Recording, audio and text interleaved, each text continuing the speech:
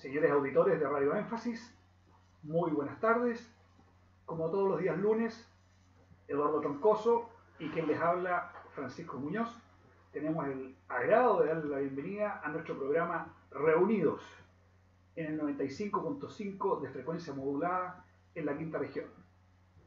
También estamos en www.radioénfasis.cl para Chile y el mundo, en Twitter nuestra cuenta @reunidosffa, Facebook reunidosffa y nuestro correo electrónico reunidosffa@gmail.com. Nuestro controlador en Viña del Mar es don Marco Leblanc y en Villa Alemana don Humberto Silva. Hola Francisco, hola Marco, aquí estamos transmitiendo desde el Café World, donde toma el café más rico, y queremos agradecer a ASOFAR, Asociación Gremial, que auspicia este programa. Así que los esperamos también cuando quieran venir a probar nuestro café a 10 Norte entre Libertad y 1 Oriente. También queremos mandar un afectuoso saludo a todos los trabajadores de la radio, nos incluimos, pero especialmente quienes están permanentemente en Radio Énfasis y en todas las radios de Chile, por estar celebrando hoy día el Día del Trabajador Radial. Esta fecha del Día del Trabajador Radial se estableció en el año 1942 y su origen está en la gran cantidad de trabajo que tenían los trabajadores radial previamente para cubrir la parada militar. La costumbre, actualmente ya perdida ya, era que todas las radios descansaban salvo una. Por este día, la emisora de turno perdía su identidad particular y transmitía en nombre de todas las radios de Chile. Muy bien, pues ahora estamos saliendo del fin de semana de Fiestas Patrias, un fin de semana bastante zapateado, Francisco. Así es, pero antes de eso, Eduardo, a mí me gustaría dar un aviso de utilidad pública, si tú me lo permites. Por supuesto. Permuto departamento en un 10º piso por un departamento no más allá del 3er piso. Mi mujer se aburrió de las réplicas, del terremoto, las réplicas, etcétera, así que necesito cambiarme. A ver si alguien tiene un departamento, pero yo les pido por favor tranquilidad, pues Francisco, si esto es natural, esto es como las olas del mar, por decirlo. Los temblores van a seguir ocurriendo, terremotos, temblores, y gracias a Dios que nuestro país ya está construido para soportar estas amenazas, con algunos daños menores, pero... Estamos entrenados y hemos ido aprendiendo a hacer las cosas mejor. En esta oportunidad se inauguraron algunos sistemas de alarma, como por ejemplo a través de los teléfonos móviles, lo cual dio una bastante mejor cobertura. He estado en contacto con gente, familiares míos de La Serena, allá la cosa se vivió bastante más dramática que aquí en la quinta región, pero muy buena la cobertura, o muy buena la forma de dar las alarmas. Obviamente que allá las cosas fueron bastante más serias, veía las imágenes, en Coquimbo se cortó la avenida Costanera, etcétera, etcétera, pero la situación controlada y me acoplo a tu llamado a la calma. Los terremotos son parte de nuestra vida y tenemos que estar preparados para ello. Y hay que seguir viviendo, no hay que rendirse ante la adversidad, hay que echarle para adelante, ¿no? Ahora sí, tú me estabas hablando de los volantines del 18. Este 18 de septiembre que celebramos la independencia de Chile, pero es mucho decir hablar de la independencia de Chile porque esto no fue un proceso que se completó en un día, tomó prácticamente 8 años. Y la primera actividad, que es la que celebramos hoy día, fue la celebración de la primera Junta Nacional de Gobierno. En esa época había una confusión, España estaba invadida por las fuerzas napoleónicas, el rey Fernando VII estaba cautivo en Francia, entonces en todo el imperio español se cuestionó, bueno, ¿a quién obedecemos? ¿A los españoles, a los franceses? Y se formaron estas juntas de gobierno, la de Chile no fue la primera, pero sí se formó un cabildo abierto, una reunión pública, y que dijeron, ¿sabe qué más? No, nosotros no tenemos por qué obedecer al emperador francés, así que declaramos lealtad al rey Fernando VII y establecemos una junta de gobierno autónoma hasta que esta situación decante y veamos qué es lo que pasa. Por supuesto que esto se siguió celebrando, se formó lo que se llamó la Patria Vieja, liderada en esa época por la Junta de Gobierno y en particular por don José Miguel Carrera. Vino la Reconquista de los españoles que mandaron fuerzas desde el Virreinato del Perú, pero no fueron los españoles, hablemos de los realistas y los patriotas, que eran todos, eran gente que vivía en esta tierra, nacidos unos en Chile, otros en España, eran todos tan chilenos como los demás, pero unos eran partidarios de seguir vinculados a la corona y otros partidarios de independizarse. Era más bien una guerra civil. Finalmente... Bueno, perdón, y lo que quería agregar ahí que, como tú dices, todo esto partió porque estaba Napoleón regiendo España, ¿ya? Y eso motivó a que los criollos, los patriotas, decidieran formar esta primera junta de gobierno, etcétera, etcétera. Pero indudablemente después con el tiempo se dieron cuenta que era posible gobernar, y una vez que volvió el rey de España ya los aires independentistas estaban lanzados. Por supuesto, no hubo ningún interés en volver a vincularse a la corona, se produjo esta situación de la reconquista después del desastre de Rancagua, y las fuerzas patriotas volvieron a cruzar la cordillera desde Argentina. No queremos contar en detalle, eso es materia de la historia, pero finalmente se produjo la batalla de Chacabuco, después la batalla de Maipú, y es así como se celebran dos fechas posteriormente. El 12 de febrero, que es cuando se firmó el acta de la independencia, un año exacto después de la batalla de Chacabuco, y el 5 de abril, cuando se consolidó ya con la batalla de Maipú, la derrota definitiva de las fuerzas realistas. Y durante mucho tiempo se celebraban las tres fechas. O sea, Chile pasaba en total cerca de un mes celebrando su independencia. Y entonces los gobernantes dijeron, bueno, hay que producir, y ya más adelante se decidió celebrar solamente el 18 de septiembre. Ahora, quisiera acotar que, porque tú tuvimos primero la batalla de Chacabuco, que es donde se dice que el 12 de febrero, que sería donde realmente se obtuvo la independencia, y después se consolidó en el abrazo de Maipú. Pero entre medio está la sorpresa de Cancha Rayada. Hemos ido a pelear contra los realistas dos veces en Cancha Rayada. Primero fue el desastre de Cancha Rayada con al mando del joven Manuel Blanco Encalada, que no nos fue bien y que fue el preludio a lo que después vendría el desastre de Rancagua. Y posteriormente fue la sorpresa de Cancha Rayada, que fue unas fuerzas que salieron de Santiago a enfrentarse a los realistas que habían desembarcado en Concepción, se habían hecho firmes en esa plaza y habían avanzado hacia el norte. Y fue una sorpresa. Los chilenos no es que salieron mal, pero no salieron tan bien parados. Se reclama contra José Manuel Rodríguez, que no se presentó en el campo de batalla él era el comandante del regimiento de los húsares de la muerte. Hay una serie de cosas ahí de la sorpresa de Cancha Rayada, y eso es lo que motivó que Bernardo Higgins se presentara en Maipú al campo de batalla con el brazo en cabestilla. Quería un brazo, se produce el famoso abrazo después de la victoria, y así como recién en 1837 esto se ordenó, que o sea que más, el 18 de septiembre celebramos, hacemos varios días de celebración, criticaron algunos, Vicente Pérez Rosales, entre otros, cómo es posible, si eso no fue la fecha de la independencia, pero al final se estableció como costumbre. Y varias cosas empezaron a ocurrir los 18 de septiembre, entre otras, asumían los presidentes en esa fecha. Fue una fecha que se tornó muy simbólica. Y recién en 1915, vamos a ver después, se estableció el 18 de septiembre, el Día de la Independencia, y el 19, el Día de las Flores del Ejército. Ahora, siempre ha habido paradas militares.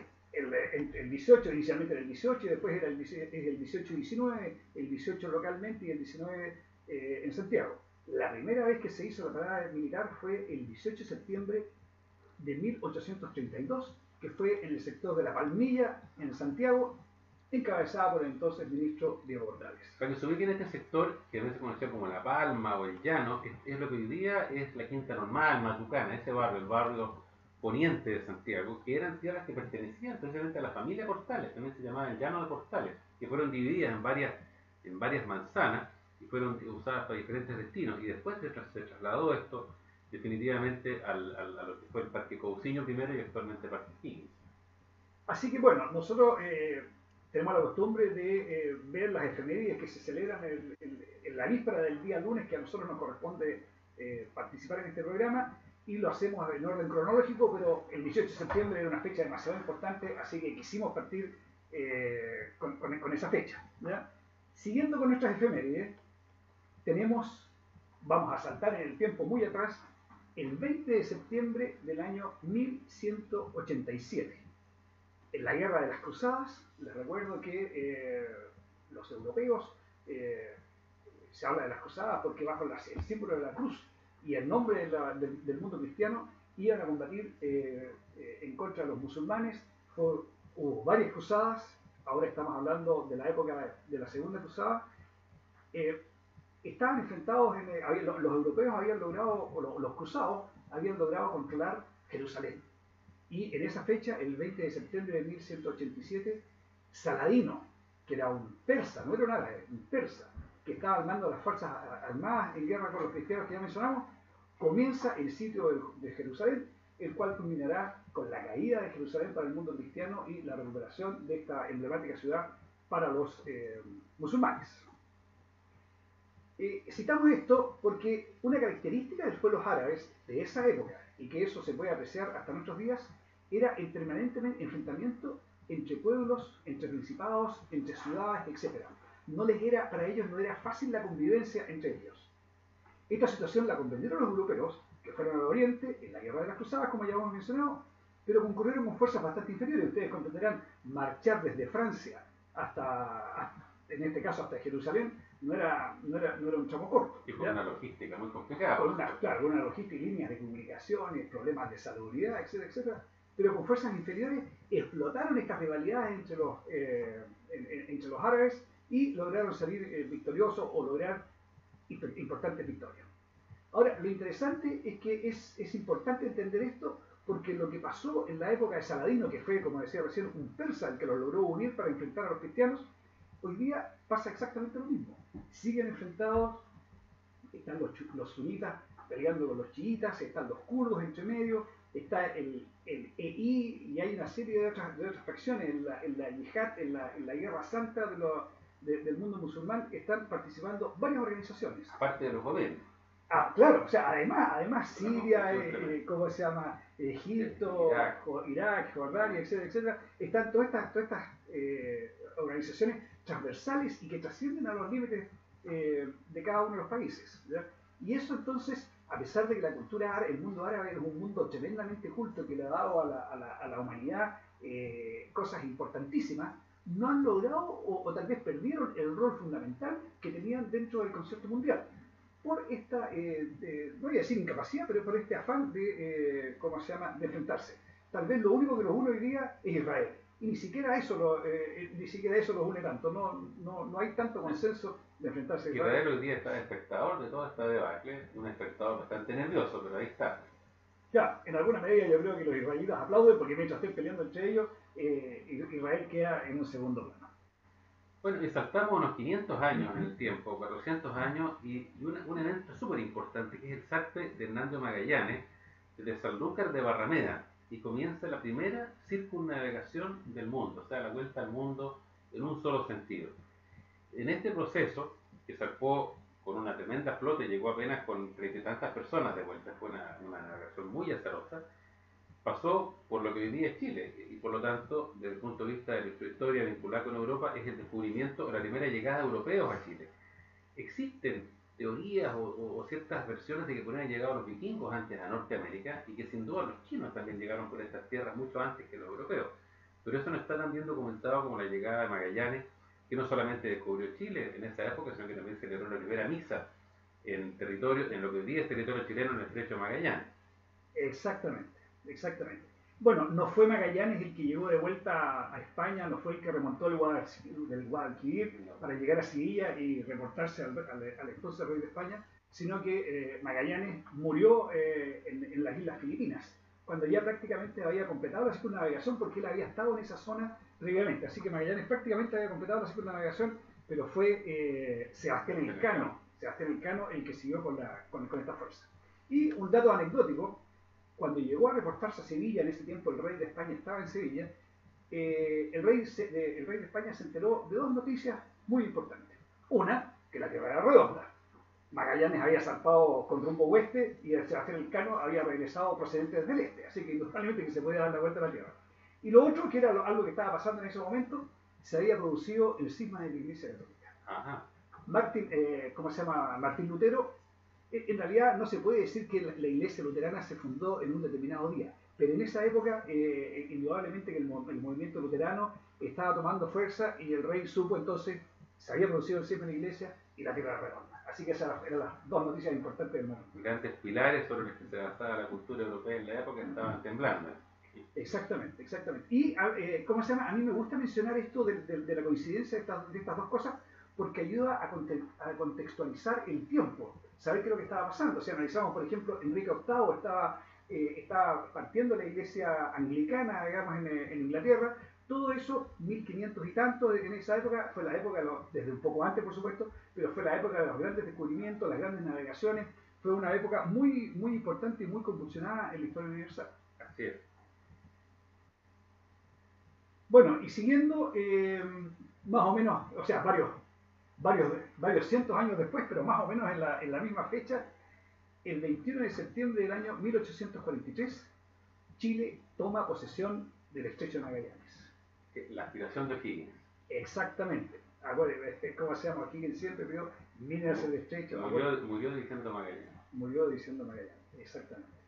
Curiosamente, el buque chileno la goleta Ancud, que zarpó desde el puerto de Ancud, zarpó un 21 de mayo, después de la ceremonia de conmemoración de Mentira, no había ceremonia de conmemoración del 21 de mayo porque todavía no ocurría el 21 de mayo de 1879, estaba hablando de 1843. El 21 de mayo zarparon desde Ancud, en la goleta Ancud, a las órdenes de el inglés Juan Guillermo. ¿Juan Guillermo o John Williams? ¿Cómo es la cosa? Bueno, la historia es que Juan Guillermo efectivamente era un inglés, era británico. Y él se vino a Chile, era marino británico, se vino a Chile y partió sirviendo con el almirante Cochrane. Pero, dice el mito urbano, bastante fundamentado, Juan Guillermo venía arrancando de un mal amor en Inglaterra, ¿verdad? Y él no quería que lo encontraran. Entonces pasó de John Williams a Juan Guillermo y de esa manera aparentemente pasó desapercibido. De hecho, ¿cómo se llama? Formó una familia aquí con la señora Micaela Rebolledo y tuvieron a su hijo Juan Williams Rebolledo. Y Juan Williams Rebolledo volvió al nombre original inglés Williams. No es el primero que se cambia de nombre escapar de un mal amor. Exactamente. Así que esa es la historia de don Juan Guillermo y este importante hecho en nuestra historia de la toma de posesión del Estrecho de Magallanes. A los argentinos no les gustó mucho esto porque ellos sentían que ellos estaban llamados a tomar la posesión del estrecho. Había entre medio una fragata francesa que venía con ideas similares, pero al final fue Chile el que se quedó con el Estrecho de Magallanes y así era como se instalaban, como se usaban las cosas en ese tiempo. Llegaba, una fuerza, ponía la bandera y proclamaba que ese era territorio de un determinado país. Bueno, saltando unos cuantos años después, exactamente 12 años después, se lanza al agua en el río Támesis la corbeta Esmeralda. Muy importante este buque, no solamente por lo que pasó después, sino que porque tecnológicamente la Armada de Chile entraba a la era del vapor. Era su primer buque de vapor y tenía una hélice muy particular, un buque tecnológicamente súper interesante para la época, y fue bautizado nada menos que por don Manuel Blanco Encalada, que nos aparece en casi todas las semanas. Fue un hombre muy importante en la historia de Chile, desde el origen de la independencia, fue el primer presidente de Chile, primer comandante jefe de la escuadra, y ahí estaba en Londres lanzando este buque. Y él estuvo en servicio hasta después del año 1866. Correcto. Como comandante de la escuadra chileno-peruana. Bueno, desgraciadamente lo tuve que mencionar como jefe de las fuerzas militares en el desastre de Cancha Rayada. Pero él después, además de ser presidente, tuvo muchos éxitos. La razón por la cual él fue convocado en la guerra con España como comandante y jefe de escuadra era porque era una figura tan respetada por moros y cristianos que era la figura que aceptaban los peruanos para que liderara esta fuerza chileno-peruana que iba a enfrentar a los españoles. Y él nos entregó entonces este buque muy interesante para aquella época, la Esmeralda. Correcto. Bien, siguiendo con nuestras efemérides, pasamos ahora al 20 de septiembre del año 1880. Fallece el expresidente de Chile, don Manuel Montt, a los 71 años de edad. ¿Cuál de los Montt estamos hablando? Porque tanto Jorge, ¿cómo es la cosa de estos Montt? Este es el primero. Ajá. Es el primero de los 3 Montt que gobernaron Chile. El primero fue Manuel Montt, el que estamos recordando ahora por la fecha de su fallecimiento. Después fue el almirante Jorge Montt de la Revolución de 1891. Y finalmente el recordado Pedro Montt de la canción Valparaíso o Avenida Pedro Montt, como también igual, ahí está Pedro Montt. Este Manuel Montt que hizo dupla con Antonio Varas, entonces, el dupla de Montt Varas, que fue el que gobernó durante el siglo XIX, Exacto. el siglo XIX, de los decenios que se habla. Claro. Él, oriundo de Petorca, gobernó Chile entre 1851 y 1861, en la época de los decenios. Claro. Tratando de ver un poco su obra, la verdad es que no realizó grandes obras, pero hizo una infinidad de obras, digamos, para no decir pequeñas, pero de obras intermedias, ¿verdad? Las cuales aumentó de 150 a 600 la cantidad de escuelas que había en Chile, tuvo un impacto tremendo en la alfabetización, en la culturalización del país, etcétera, etcétera, y todo esto bien hecho, todo esto bien llevado, permitió que Chile siguiera en esa marcha tan próspera, característica de la época de los decenios del siglo antepasado ya, ¿no? Siglo antepasado, siglo XIX. Ha pasado el tiempo. Bueno. Otro dato, especial, en su gobierno se inició la colonización alemana en el sur. Bueno, y 10 años, 11 años después de la muerte de don Manuel Montt, se produce el inicio de lo que fue la revolución de 1891, cuando el presidente de la República, don José Manuel Balmaceda, se suicida dentro de la embajada o delegación argentina, como se llamaba en aquella época. Esto produce una crisis institucional tremenda. Ya hablamos hace unas semanas de la batalla de Placilla y la mortandad que hubo. Y esto todo se produjo, Francisco, por una simple tosudez, diríamos, del Parlamento, que no quiso aprobar el presupuesto. Y ante esa situación, el gobierno quedó de manos atadas y quedó sin presupuesto. Curiosamente, hay una ley que hasta el día de hoy existe, a raíz de este incidente, que cuando no se aprueba el presupuesto, se ejecuta el presupuesto del año anterior de forma automática, para evitar estas situaciones que quedó el gobierno acorralado. Por supuesto que esto no fue lo único, esto fue el síntoma de un quiebre institucional, y también hay que decir de algunos intereses foráneos que también estaban tensionando la política interna entre americanos y británicos. Fue una situación muy compleja que amerita todo un capítulo, cómo se produjo esta revolución de 1891, pero se inició formalmente cuando José Manuel Balmaceda se da cuenta que esto no tiene solución. Correcto. Y se suicida. Sí, desgraciadamente, como no nos gusta la revolución del 91 porque se enfrentaron chilenos con chilenos, la verdad es que no hay tanta historia, no hay tanta investigación respecto de lo que pasó en la revolución del 91, pero tal como decías tú, una de las causas de esto fue, acuérdense que estábamos en plena época de Salitre. Balmaceda fue un gran hacedor de obras, ya lo mencionamos en un programa anterior, pero hizo una gran cantidad de obras y él quería hacer más. Entonces, dentro de las medidas que adoptó o dentro de las medidas que quiso adoptar, fue aumentar el royalty a las saliceras. Ustedes han escuchado estos últimos años hablado del royalty minero. Bueno, Balmaceda tenía el royalty a las saliceras y por supuesto de ahí se encontró con un grupo de gente que le puso la prueba definitivamente. Seguimos con unos pocos años después con nuestras efemérides. El 20 de septiembre de 1919 muere don Ramón Barros Luco. Nació en Santiago el 9 de junio del 1835, fue un gran estadista y presidente de la nación. Durante su gobierno se fundaron muchos liceos, escuelas normales, liceos profesionales y se fundó la Escuela Aeronáutica en el año 1912. Dejó un hospital en la comuna de San Miguel que lleva su nombre. Y él había gobernado hace poco tiempo, recién en 1910-1915. Correcto, sobrevivió muy poco a su...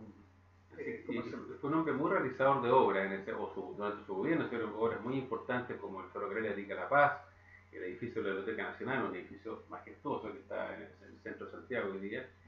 Y hablábamos antes de las paradas militares, y él fue el que estableció, al finalizar su mandato, el Día de las Glorias del Ejército, el día 19 de septiembre, que celebrábamos recién este sábado.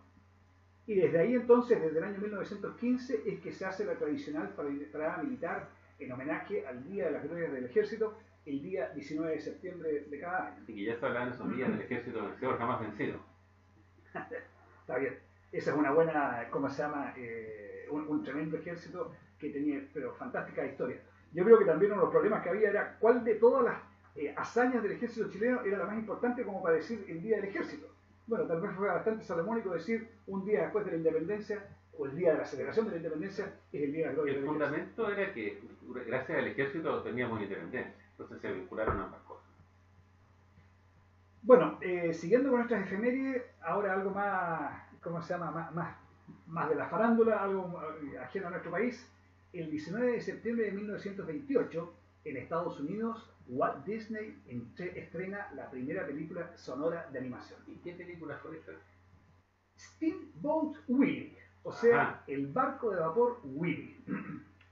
Se hizo esta película, fue la primera película con audio que se hizo, por supuesto, en el mundo. Obviamente que también era la primera de Walt Disney. Y de ahí en adelante, todas las películas de Walt Disney eran con efectos sonoros. Mickey Mouse, Mickey Mouse, Pato Donald, etcétera, etcétera. De ahí en adelante fue todo, porque las primeras películas animadas habían sido películas mudas. Sí. Bueno, y en 1934, poquito después, nació una grande de la pantalla, hablando de películas, ¿verdad? Doña Sofía Loren. ¿Quién no recuerda, al menos en nuestra generación, Francisco, las películas maravillosas y la belleza y el desplante de esta actriz italiana que nació el año 84 justamente? Y tuvo una trayectoria espectacular con directores como Fellini, como los grandes directores italianos de la época y también americanos algunos. Así que un recuerdo, y falleció hace poco, entiendo, Sofía Loren. No, yo entiendo que todavía está viva. Una gran actriz, ícono de la belleza, muy voluptuosa, de los años 30 hasta los años 70, 80, diría yo. Obtuvo 2 premios Oscar. Ajá. Perdón, tú tienes razón. Vamos a tener que verificar. Sí, creo que falleció este año. Sí, porque uno de los premios Oscar fue póstumo. Así que tú tienes razón. ¿Cómo se llama? Parece que Sofía Loren ya no está con nosotros. Pero siempre a mí me llamaba la atención cuando salían las fotos de mujeres buenas mozas, cuando jóvenes y ya cuando mayores. Sofía Loren siempre era la mejor destacada porque muy bien. Era un Dorian Gray en versión femenina. No, muy buena moza. Bueno, y el año, saliendo ahora de los temas de farándula, volviendo a los temas institucionales, el año 65 se incorporó al servicio la torpedera Guacolda, una de las 4 torpederas que se construyeron en los astilleros de Bazán, España, y que sirvieron como tales hasta los años 90 en Puerto Williams, siendo el baluarte de la defensa de las islas del Beagle y toda la zona aledaña, hasta que fueron reforzadas, por supuesto, por las misileras, pero las que estaban ahí en terreno eran estas torpederas. Y el primer comandante de la Guacolda fue el entonces teniente primero, don Jorge Martínez Buch, que en la postre sería comandante, jefe de la Armada y senador de la República. Un saludo a la familia de don Jorge Martínez, gran comandante jefe. Yo quiero recordar el lema que tenían, o uno de los lemas por lo menos que tenían las torpederas, que a mí me gustaba mucho: donde los otros ven peligros, nosotros vemos oportunidades. Nunca estuve en las torpederas, pero me gustaba mucho ese lema que yo tenía. Un saludo a los antiguos torpederos y con ese recuerdo nos vamos entonces a una pausa comercial. Marco. Bien, señores auditores, aquí estamos nuevamente junto a Eduardo Troncoso y después de haber revisado, haber repasado qué es lo que había acontecido un 18, un 19, un 20 y un 21 de septiembre, ahora nos gustaría conversar con ustedes y repasar algunos temas de actualidad. El más importante de todo que queremos conversar es el resultado de ayer de las elecciones en Grecia y tratar de entender un poco qué fue lo que pasó en ese país. Esta especie de déjà vu, porque fue elegido, renunció, fue elegido, no, ¿qué pasó? Entre medio hizo, llamó a un referéndum que no obedeció, etcétera, promesas claro, que no cumplió. Bueno, ayer, entonces, como decíamos, el señor Tsipras, ayer el domingo, que es el líder del partido de izquierda Syriza de Grecia. Quiero aclarar una cosa: aquí cuando se vota por los partidos, ¿ya? Entonces, el que ganó en realidad no fue el señor Tsipras, sino que el que ganó fue el partido de izquierda Syriza. ¿Y quién pasa a ser, de acuerdo a la organización de los griegos, quién pasa a ser el primer ministro? El líder del partido. Y esto tiene que ver con la cantidad de asientos que obtienen en el Parlamento, que es un régimen parlamentario. Claro, por así decirlo, la elección de primer ministro es indirecta. Lo que se está votando es por escaños. Exactamente. Y entonces nadie votó por el señor Tsipras. El señor Tsipras, por ser el líder del partido Syriza, entonces pasa automáticamente a ser el primer ministro de la nación. No tan automáticamente porque él no tenía el 50% de los votos, así que todavía le quedaba hacer alguna negociación para formar partido. Como 5 o 6 escaños para poder tener mayoría, y eso lo consiguió aliándose con un partido de derecha, curiosamente. El mismo partido con el cual recordemos que el partido Syriza había sido elegido recién en enero. Claro. Había sido recién elegido en enero de este año. Bueno, para entender entonces un poco más, repasemos lo que ha pasado, lo que ha ocurrido recientemente. Bueno, primero que nada, en el mes de enero fue electo el partido Syriza, el señor Tsipras asumió como primer ministro, hicieron alianza con un partido de derecha y lograron conformar la mayoría y establecer y conformar un gobierno. Y la plataforma electoral de este señor Tsipras era liberarse de las exigencias de la Unión Europea para mantener su sistema financiero. Claro, era su promesa electoral, gran promesa electoral. Claro, el discurso era no al yugo, digamos, europeo y no a los requerimientos draconianos de la Unión Europea, etcétera, etcétera. Y tanto fue así que el 5 de julio, habíamos partido en enero, ya estamos en el 5 de julio, él convocó y se votó un referéndum en que el electorado griego rechazó el ultimátum de la Unión Europea en que se establecían condiciones extremas de austeridad. Los griegos dijeron: no, estamos chatos ya, demasiada autoridad, y se pronunciaron no más autoridad. No más austeridad. Con esto la economía europea se tambaleó, subió, bajó, fue muy, muy duro y eso nos afectó a nosotros indirectamente. Correcto. Pero resulta que la Unión Europea tenía el sartén por el mango, porque la Unión Europea tenía pendiente la entrega de parte de los dineros, o de una remesa importante, una gran cantidad de euros, para sacar adelante el tercer rescate de Grecia, producto de toda la situación económica por la cual Grecia ya había pasado. Ante esto, a pesar de que el 5 de julio se había votado en un referéndum que no se aceptaba las imposiciones de la Unión Europea, el 12 de julio el mismo señor Tsipras cambió de posición y aceptó las condiciones impuestas. Esto obviamente trajo una tremenda división al interior del partido gobernante, al interior de Syriza, y por un lado Tsipras se vio un poco debilitado y por otro lado sintió la necesidad de tener el apoyo para poder seguir gobernando, y el 20 de agosto llamó a nuevas elecciones, las que ganó ayer.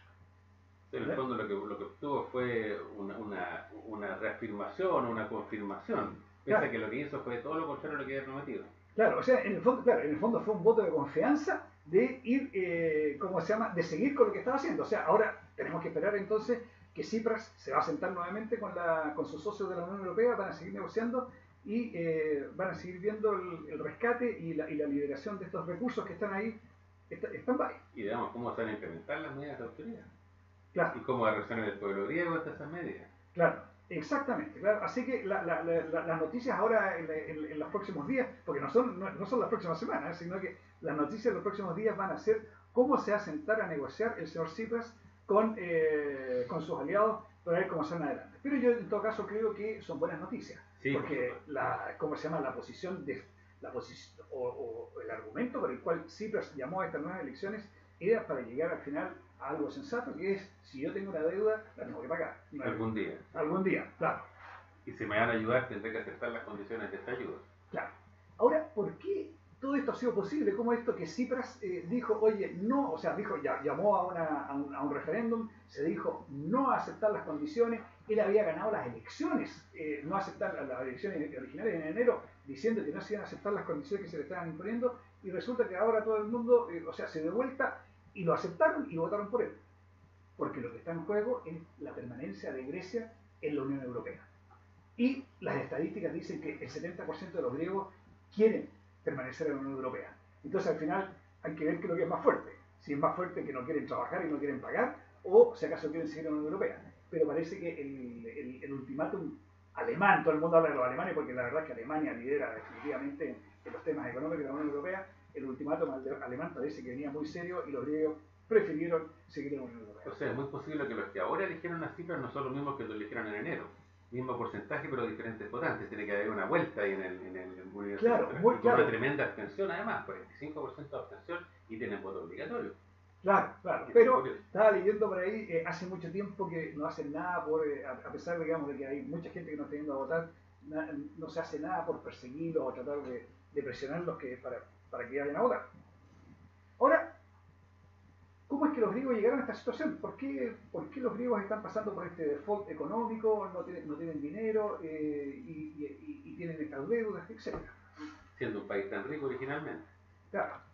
En realidad, el origen del problema es que cuando Grecia adhirió a la Comunidad Económica Europea, o a la Unión Europea, recibió una gran cantidad de dinero para desarrollar obras, se hizo una serie de medidas económicas para equiparar a todos los países en base a los tamaños de las economías cuando se está unificando la moneda, cuando se está unificando el euro.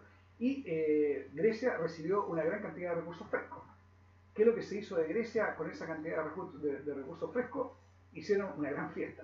Se lo farrearon. Se jubilaban a los 50 años, la mayoría de la gente trabajaba en órganos del Estado y la verdad es que hacían como... ¿Te acuerdas las Olimpiadas? Que fue un despliegue gigantesco que fue absolutamente pérdida. Claro. Aparte nosotros que ganamos el oro en tenis, pero para los griegos fue una fiesta tremenda. Tengo clarita la imagen de Masú y González. Masú, sobre todo cuando ganó en single, cuando estaba destruido en el suelo y de repente se levantó y logró salir campeón en single.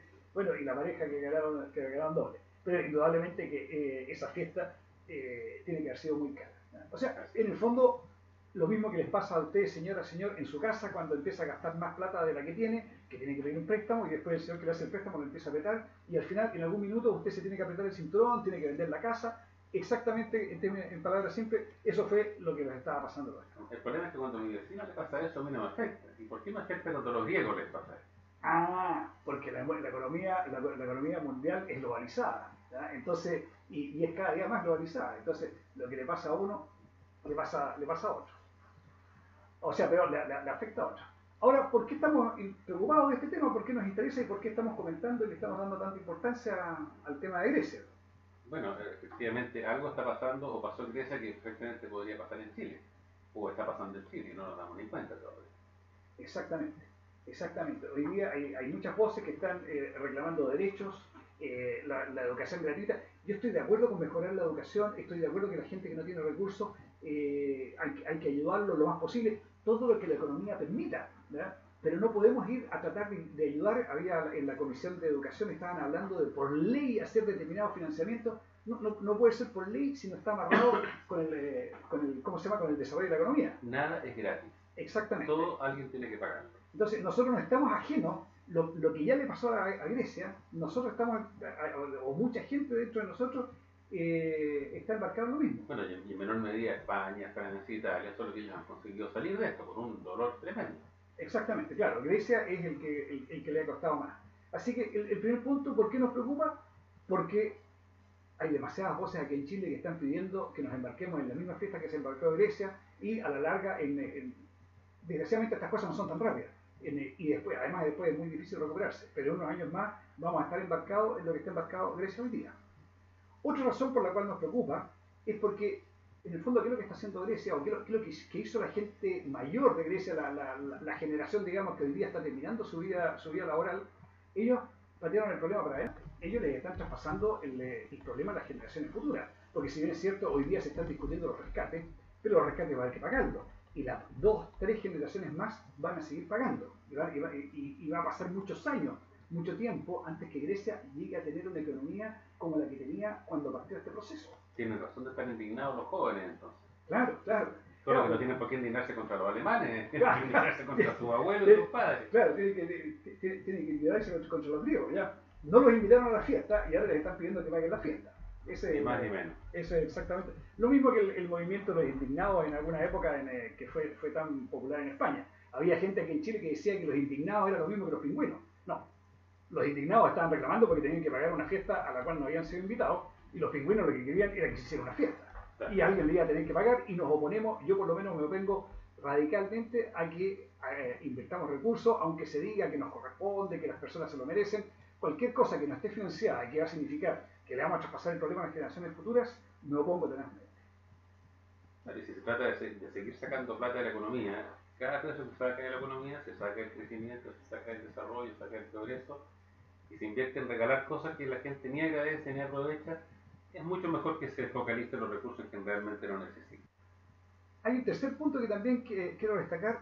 Nosotros llevábamos 40 años desde el año 1973 en que se decidió tratar de cambiar la marcha de nuestra economía. Llevábamos 40 años construyendo una economía que en un momento llegó a ser un ejemplo para toda Sudamérica. Y digo responsablemente, llegó a ser un ejemplo para toda Sudamérica porque ya no es ejemplo para nadie. ¿Verdad? Destruir lo que se ha logrado en 40 años es tremendamente fácil. Ya dimos un paso importante hace 8 años atrás aproximadamente con el Transantiago. El Transantiago es gasto. El Transantiago teníamos un sistema de transporte en Santiago todo esto, porque todo esto giraba alrededor de Santiago. Había problemas, había accidentes, había una serie de problemas, pero al Estado no le significaba ninguna carga económica. Financiaba solo. Ahora tenemos un sistema menos malo, porque no vamos a decir que tenemos un sistema bueno, tenemos un sistema menos malo, pero que le significa una tremenda carga para el Estado, una tremenda inyección de recursos y que todos los años hay que renovarla y aumentarla para Santiago. Y felizmente nosotros que somos de provincia hacen un capital espejo para que de alguna manera llegue a las provincias también. Pero sale carísimo. ¿Pero qué hace en la Lima, Francisco? Sí. Bueno, es que cada vez que el Estado reparte recursos, eso es lo que pasa, ¿no? Los llamo, saquemos lecciones del ejemplo griego. El ejemplo griego es muy importante para nosotros, es muy interesante para ver lo que nos puede pasar, a futuro. Todas las deudas se pagan y es injusto que en aras a los derechos de las personas, tienen derecho a la educación, después tienen derecho a la salud, etcétera, etcétera, sigamos aumentando el que ya es excesivo gasto social. Digo excesivo de acuerdo con nuestra economía. Si nosotros fuéramos capaces de generar más recursos, si fuéramos más eficientes y tuviéramos más plata, por supuesto que podemos gastar más, hacer más gasto social. Y quizás ni siquiera sería necesario. Exactamente, porque habría más gente que tuviera recursos y podría solucionar por sus propios medios el gasto social. a medida que el país crece, hay más recursos para gasto social y hay menos personas que requieren ese gasto social. ¿Ya? Por lo tanto, a medida que cuando la economía crece, es un, ¿cómo se llama? Es un efecto círculo virtuoso. Es un círculo virtuoso. ¿Ya? En cambio, cuando es al revés, cuando la economía está decreciendo, es un círculo vicioso. Hay menos plata y se requiere más gente. Y poniendo en contexto esta situación de Grecia, es bueno echar una mirada a lo que pasa en el resto del continente europeo y por qué pasa, ya algo hemos hablado, ¿verdad? Y esto partió por allá, bueno, el modelo del Estado benefactor partió en Europa en los años 60 y se fue agrandando, en un periodo en que la economía mundial crecía muy rápido. Después de la Segunda Guerra Mundial, la industrialización, después del auge de las comunicaciones, hubo un crecimiento sostenido de la economía que duró casi 50 años, muy potente, pero que vino a trastabillar cuando alguien inventó en Estados Unidos que se podía prestar plata a gente con poca capacidad de pago, ¿ah? Y para tratar de disfrazar esto se hicieron unos préstamos y unas carteras de deuda que se compartía deuda mala con deuda buena, y eso se supone que era súper rentable porque era riesgo, entre comillas, diversificado, ¿ah? Y se armó una burbuja inmobiliaria que reventó por allá por el año 2009. Correcto, curiosamente el origen de toda esta crisis que estamos hablando, tal como lo dices tú, Eduardo, es el mismo problema, tratar de darle a las personas más de lo que la economía puede dar. Una cosa podría ser redistribuir, oye, gastemos de otra manera, pero no aumentar el gasto. Bueno, entonces el mundo que venía con este crecimiento continuo y sostenido que aparentemente no tenía, era irreversible, como decía Francis Fukuyama, se habían acabado los ciclos, se había acabado el fin de la historia, ya no había más conflicto porque esta economía iba a solucionar todo. Y vino este pequeño digo, porque estamos hablando solo de Estados Unidos, de una parte de Estados Unidos, pero este pequeño trastabillón de la economía produjo un efecto dominó y empezaron a caer uno tras otro los países que eran tenedores de estos bonos, que eran Irlanda, Finlandia, España, Italia, Francia, y uno tras otro empezaron a caer en default, con tremenda crisis financiera, mientras Estados Unidos, gracias a su gran tamaño y economía interna, soportaba este envión. Así que se produjo esta situación en que muchos países entraron en problemas, y eso tuvo como consecuencia de que los chinos, que tienen que ver los chinos hasta ahora, los chinos estaban creciendo más que el resto porque le exportaban toneladas y toneladas de productos manufacturados a los europeos y a los americanos. Pero que entraron en un proceso de desaceleración, también el poder adquisitivo disminuyó, partieron buscando cómo solucionar este problema y por supuesto eso tuvo un castigo a las importaciones, y castigó ciertamente a las exportaciones de China. China durante mucho tiempo sostuvo su economía gracias a su tremendo mercado interno, porque este proceso económico había generado una tremenda masa urbana en China que estaba demandando nuevos bienes y servicios y podían pagarlo, pero esto duró un tiempo.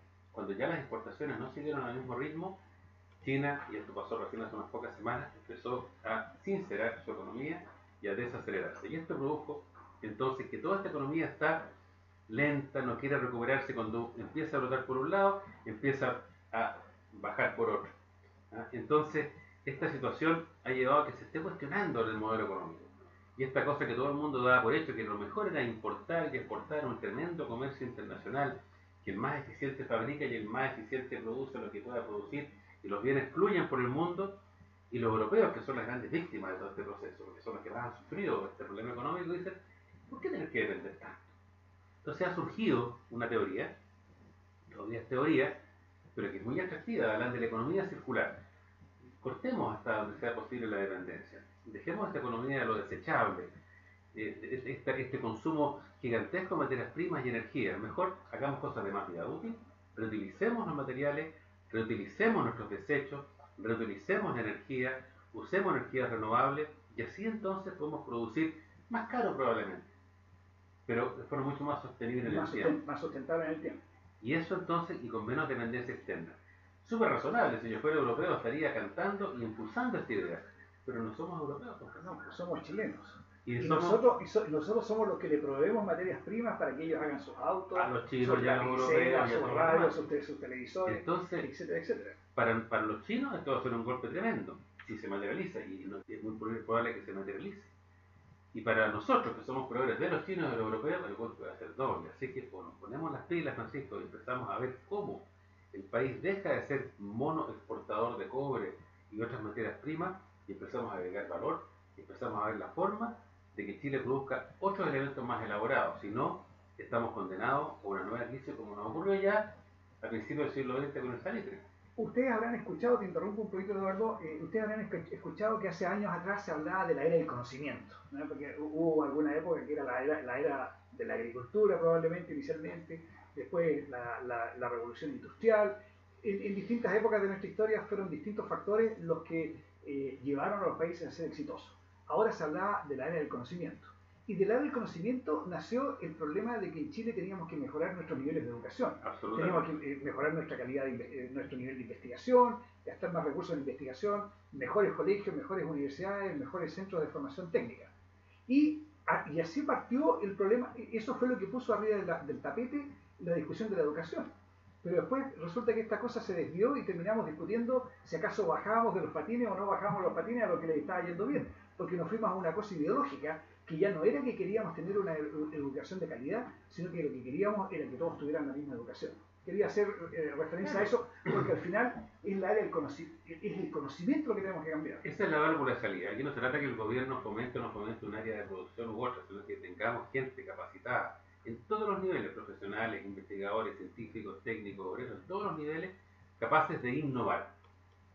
E innovar, como decía, tiene la capacidad de generar nuevos productos de forma eficiente. Así que con esta reflexión y comenzando la primavera, a gozar el nuevo clima, damos por terminado el programa de hoy. Un abrazo grande a nuestros auditores. Muchas gracias, señores auditores, por habernos acompañado el día de hoy. Esperemos encontrarnos nuevamente el próximo lunes con algún tema de actualidad y analizando las efemérides de lo que ha ocurrido en el pasado. Muchas gracias. Muchas gracias.